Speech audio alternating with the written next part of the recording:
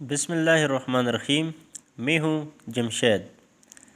तो जैसा कि मेरा channel basic mathematics with Jamshed, तो इसके अंदर आपने कुछ नंबर सिस्टम को स्टडी किया, तो कुछ नंबर्स हमने यानी डिफ़ाइन किए। तो आज भी उसी तरह के एक नंबर सिस्टम है जिसका नाम है कंपोजिट नंबर्स, उसको हम डिफ़ाइन करने जा रहे हैं।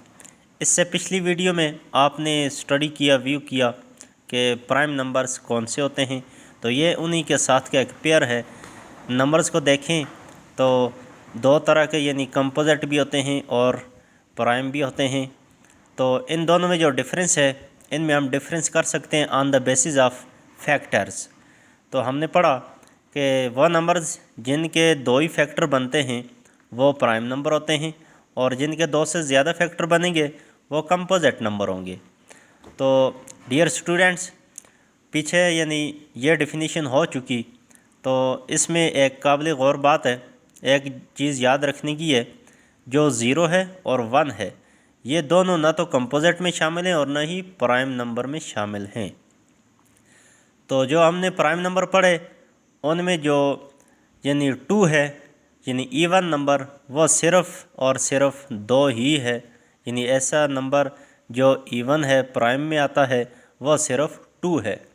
तो बाकी सारे नंबर जितने प्राइम में आएंगे वो ऑड नंबर से लिए गए हैं, क्योंकि उनके फैक्टर्स दो ही बनते थे।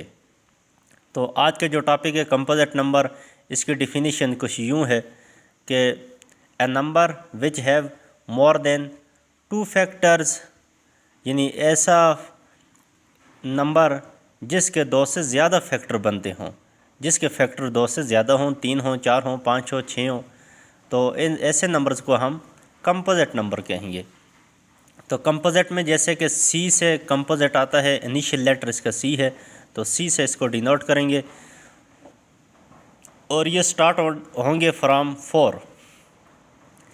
जो प्राइम नंबर थे वो टू से स्टार्ट होते हैं, टू, थ्री, फाइव, सेवन, इस तरह। तो जो कंपोजिट नंबर है ये फोर से स्टार्ट होंगे, four, six, eight, nine, 10, 12, 14, 15, so on.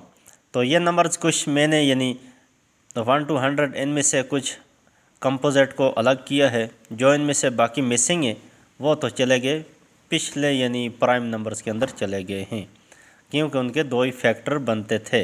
ये जितने भी नंबर्स मैंने लिखे इनके दो से ज़्यादा फैक्टर बनते हैं। अब चलो देखते हैं कैसे दो फैक्टर बनते हैं। फोर को देख लें, जो फर्स्ट इसका प्राइम कंपोजिट नंबर है ये फोर है।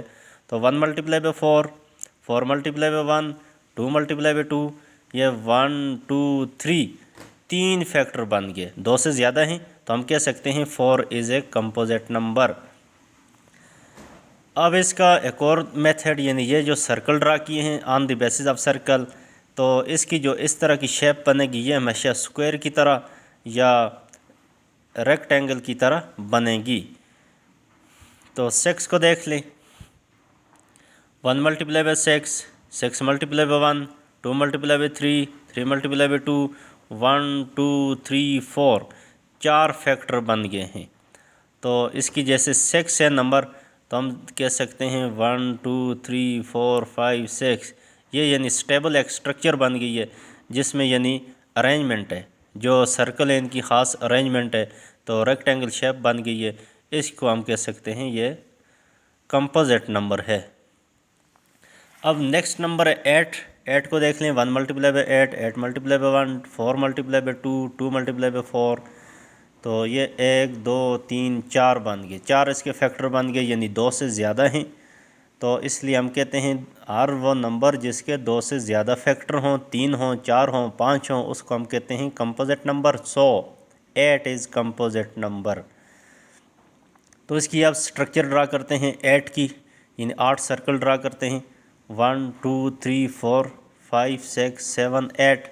तो ये इनको कंपेयर किया आपस में, तो ये कोई भी बाकी नहीं बचा सर्कल, सारे आपस में स्टेबल हो गए। तो इसको हम कह सकते हैं ये कंपोजिट नंबर है।